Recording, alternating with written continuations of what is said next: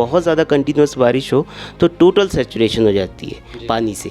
Natural जो ground water है उसको बड़े ही अच्छे तरीके से मैनेज किया गया है रेलवे, कालका शिमला रेलवे लाइन के थ्रू। स्प्रिंग्स थे इवन उनको भी कवर कर दिया गया है, उनमें भी कंक्रीट कर दिया गया है, तो अभी तक मैं नहीं बोलूँगा कि सेफ़ है जी। और सर, हिमाचल प्रदेश के पहले सामुदायिक रेडियो सोलन 90.4 मेगाहर्ट्ज़ पर आप सभी का दोस्त अनिल आपके साथ। और लिसनर्स, अभी हम माइनिंग ऑफिस चंबाघाट में मौजूद हैं। शांति हादसा जो तकरीबन एक हफ्ते पहले हुआ, क्या उसके कारण रहे और किस तरह से माइनिंग डिपार्टमेंट द्वारा उसे फिलअप किया जा रहा है, ये तमाम सवालों के जवाब आज हम जानेंगे दिनेश कुमार जी से, जो कि assistant geologist cum mining officer हैं। सर, स्वागत है आपका। Thank you. सर, सबसे पहला सवाल तो यही है, हमारे जहन में भी यही है, लिसनर्स के जहन में भी यही है कि जो शांति हादसा हुआ, क्या इसके प्रमुख कारण रहे?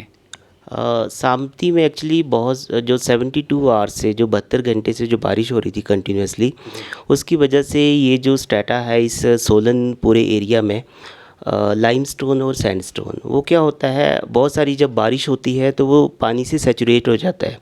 अब थोड़ा बहुत सैचुरेशन, कम बारिश हो तो थोड़ी सैचुरेशन होती है, अगर बहुत ज़्यादा कंटिन्यूस बारिश हो तो टोटल सैचुरेशन हो जाती है पानी से। जब टोटल पानी से जो स्ट्रेटा है वो भर जाता है तो पानी का प्रेशर जो होता है वो आसपास जो लोअर इलाके होते हैं या जो लूज़ जोन होते हैं रॉक्स में, वहाँ पर लगता है। जहाँ पर बहुत ही लूज़ जोन होते हैं वहाँ से पानी बर्स्ट होके बाहर आता है, और जहाँ से बर्स्ट होके बाहर आया है उन्होंने उस रास्ते में जो भी पत्थर या लूज़ बोल्डर पड़े थे वो सारे स्किड होकर के नीचे को गिर गए हैं। तो ये है। और सेकंड, उसमें क्रैक्स आना शुरू हो गया because of that water pressure, उसमें क्रीप मूवमेंट स्टार्ट हो गई फिर जी शांति में। सर, कालका शिमला रेलवे लाइन की हम बात करें, अंग्रेज़ों के टाइम की ये बनी हुई है।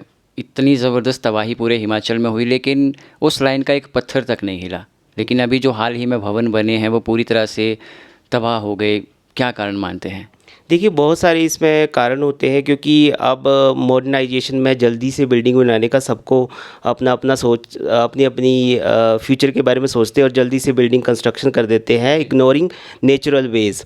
नेचुरल जो ग्राउंड वाटर है उसको बड़े ही अच्छे तरीके से मैनेज किया गया है रेलवे, कालका शिमला रेलवे लाइन के थ्रू, रेलवे लाइन की कंस्ट्रक्शन में। पर शांति एरिया में मेनली क्या हमने देखा, उसमें बहुत सारे लोगों ने जो घर बनाए हैं एट द टो है हिल का, जो पैर है हिल का, उसमें उन्होंने बहुत सारे वीप होल कहीं नहीं बनाए हैं। अच्छा। मतलब ग्राउंड वाटर को बाहर निकलने के लिए कोई भी वीप होल नहीं बनाया है। तो उससे काफ़ी ज़्यादा प्रेशर उस सारे एरिया में लग रहा था। जब वाटर बहुत ज़्यादा सैचुरेट हो गया, टोटल सैचुरेशन हो गई है उस एरिया में, तब काफ़ी प्रेशर लगा है उसमें। तो उस प्रेशर से क्रीप मूवमेंट स्टार्ट हुआ था। सर, कुछ आपदा प्रभावित लोगों से भी हम बात कर रहे थे। उनका ये कहना था कि जहाँ हमारे पुराने घर थे, जहाँ जगह बह गई या धंस गई नीचे, हमें दोबारा उसी जगह पे रहने दिया जाए, वही हमें सरकार हेल्प करे। आप क्या मानते हैं कि अभी जो जगह है, शांति की मैं बात कर रहा हूँ, वो सुरक्षित है अभी रहने की दृष्टि से? अभी जो रेनफॉल जो है इस बार, आपको पता है हिमाचल में जो रेनफॉल 30 जून से लेकर के 13 अक्टूबर तक है, तो काफ़ी लंबा टाइम है रेनफॉल, जो एंट्रेंस और विड्रॉल का काफ़ी लंबा टाइम है। तो इसमें कभी भी हैवी रेन द्वारा से हो सकता है, तो ये क्रीप मूवमेंट फिर से स्टार्ट हो सकता है, क्योंकि ग्राउंड वाटर को फ्लो करने के लिए at the toe of the hill of crawl formations कहीं भी इन्होंने रास्ता नहीं छोड़ा हुआ। पुराने जो स्प्रिंग्स थे इवन उनको भी कवर कर दिया गया है, उनमें भी कंक्रीट कर दिया गया है। तो अभी तक मैं नहीं बोलूँगा कि सेफ़ है जी। और सर, डमरोग से लेकर शामती तक जो पहाड़ों में दरारें पड़ी हैं, उन्हें विशेष तरीके से भरा जा रहा है। किस तरह की वो टेक्निक है और कितनी वो कारगर है? देखिए, ये जो टेक्निक है ये थोड़ा क्रीप मूवमेंट को स्लो करने के लिए है। इसमें क्विक लाइम जो होता है उसको हम डाल रहे हैं, सो दैट कि उसका पानी और क्ले के साथ एकदम से रिएक्शन हो, और क्ले पार्टिकल्स जो उसमें मिट्टी जो होती है उसमें कुछ स्पेशल पार्टिकल होते हैं, जैसे मोंटमोरिलोनाइट और इल्मेनाइट, तो उनको एकदम से बाउंड कर ले वो। तो बाउंड करने के बाद जो मूवमेंट है वो एक स्टेबलाइज्ड हो जाएगी, एक स्टेबलाइज्ड वे में रुक जाएगी वो। जी। तो उसको रोकने की हम कोशिश कर रहे हैं, हाउएवर हमारे पास इतना क्विक लाइम नहीं है, क्योंकि हम जहाँ पर क्विक लाइम को या फ्लाई ऐश को डाल रहे थे वहाँ से आगे, वहाँ तो स्टेबल हो जा रहा था, पर उसके आगे फिर दोबारा से क्रैक्स स्टार्ट हो जा रहे हैं। तो अभी हमें वेट करना है, वेट एंड वॉच वाली स्थिति है कि नेक्स्ट जो रेनफॉल होता है उसमें कहाँ से मूवमेंट दोबारा स्टार्ट होता है, क्योंकि ये जो क्रीप मूवमेंट है बहुत लंबा है, ये 1 किलोमीटर के ऑलमोस्ट रेडियस में है, जी। काफ़ी लंबा है ये मूवमेंट। अच्छा, तो सर अभी जो दरारों को भरने का काम किया जा रहा है वो चल रहा है या पूरा हो चुका है? जहाँ से मेन 2-3 घर जहाँ पर टोटली जो बर्बाद हो चुके हैं, उसके ऊपर जो क्रैक्स आए थे उनको हमने टोटली भर दिया है वहाँ पर। तो अभी काफ़ी स्टेबिलिटी आई है, वहाँ पर काफ़ी मतलब जो मूवमेंट है वो तो रुक चुका है। अब नेक्स्ट रेनफॉल का हमें वेट है, उसके बाद देखते हैं कि क्या उसमें और ज़्यादा क्या किया जा सकता है। इमीडिएट जो लॉन्ग टर्म मेजर है वो इमीडिएट अभी हम कर नहीं सकते हैं वहाँ पर।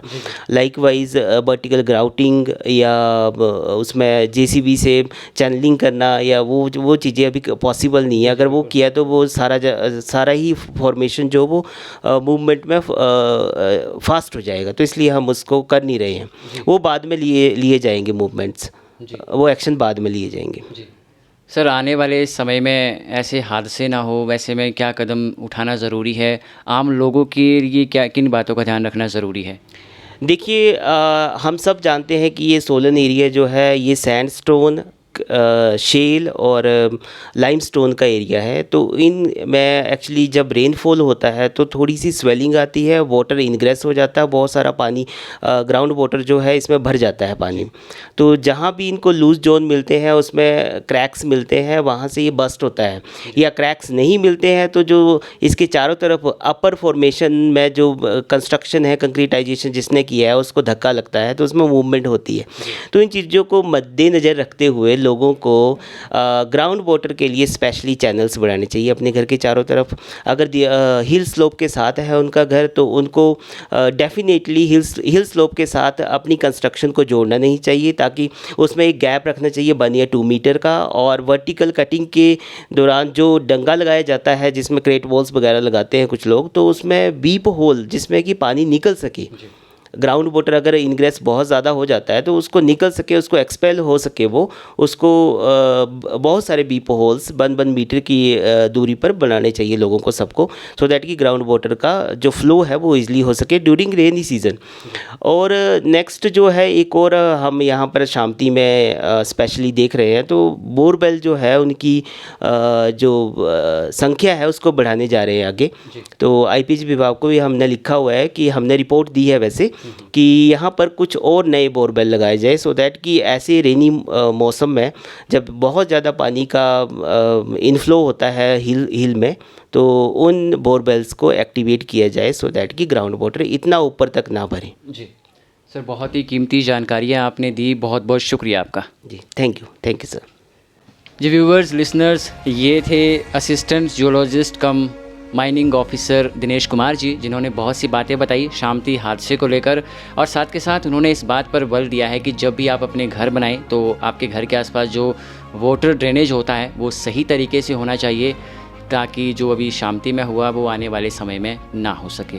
ख्याल रखिए अपना। नमस्कार।